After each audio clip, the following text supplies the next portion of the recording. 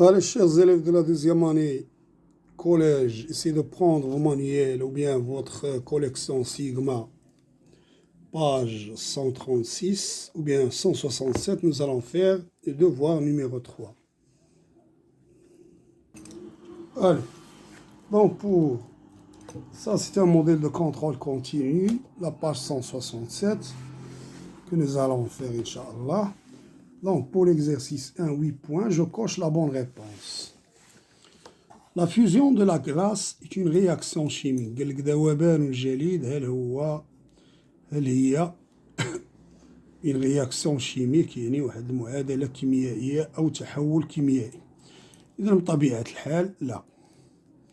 Donc c'est pas une réaction chimique. Très bien. parce كيبقاو نفس المكونات. Le dioxygène réagit avec le fer pour produire le sulfure de fer. Non, c'est faux. Qu'est-ce qu'il produit? L'oxyde de fer et non pas le sulfure de fer. Donc c'est faux. Toute combustion est nécessairement une réaction chimique. Oui, c'est vrai. جميع الاحتراقات ضرورية خص تكون. Donc c'est vrai. La réaction du fer et du soufre est une combustion. Non, ما كاينش هنا l'oxygène, donc c'est pas une combustion, donc c'est faux. بدا ما كيكون خص يكون l'oxygène في la combustion في الاحتراق. Les molécules se conservent au cours de la réaction chimique. Donc les molécules, الجزيئات تنحفظ أو في la réaction chimique. بالفعل, oui, c'est vrai. Le nombre des atomes ne se conserve pas lors d'une réaction chimique. Par contre, non, c'est faux.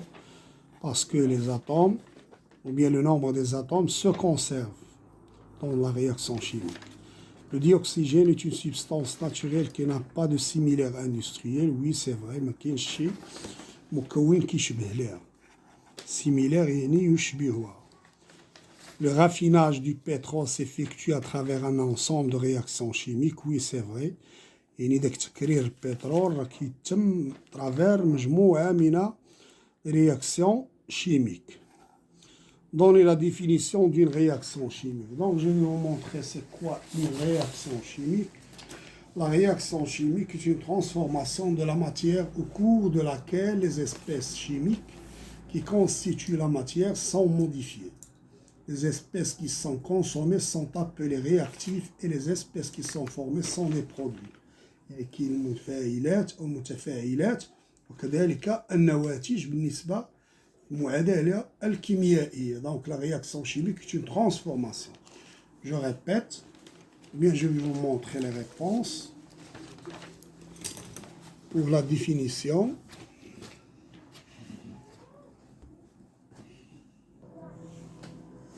Pour la réaction chimique, c'est quoi? Donc la réaction chimique est une transformation de la matière au cours de laquelle les espèces chimiques qui constituent la matière sont modifiées. Les espèces qui sont consommées sont appelées réactifs, يعني متفاعلات ومتفاعلات. Les espèces qui sont formées التي تشكل في آخر معادلة كيميائية sont des produits يعني نواتج. Très bien.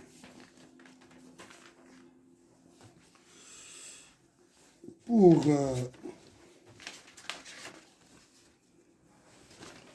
la troisième question, donnez l'énoncé de la loi de la conservation de la masse et de celui de la conservation des atomes. Donc il y a une loi qui s'appelle la loi de Lavoisier. Rien ne se perd, rien ne se gagne, tout se transforme. لا شيء يضيع ولا شيء يربح الكل يتحول. Rien ne se perd, rien ne se gagne, tout se transforme. C'est la loi de Lavoisier. Donc ça, c'est l'énoncé de la loi de Lavoisier. Donc rien ne se gagne, rien ne se perd, tout se transforme. Très bien. Quelle est la différence entre... Bien, je passe à l'exercice 2, j'équilibre les équations suivantes. Donc pour l'équilibrage des équations, c'est très simple. Donc nous avons ici le propane plus l'O2, ça donne le CO2 plus l'H2O. On a ici 5 atomes de carbone, donc on va multiplier ici par 5, donc 5 carbone. On a H12, c'est-à-dire 12 atomes d'hydrogène. Donc on a ici 6 fois 2, c'est 12. Donc c'est 12, ici 12. Et là, l'équilibre. On a 8 fois 2, c'est 16 atomes d'oxygène. Donc, on a 5 fois 2, c'est 10 oxygène, plus 6, c'est 16. Et pour le sodium plus H2O, ça donne NaOH, c'est-à-dire la soude, ou bien l'hydroxyde de sodium, plus H2.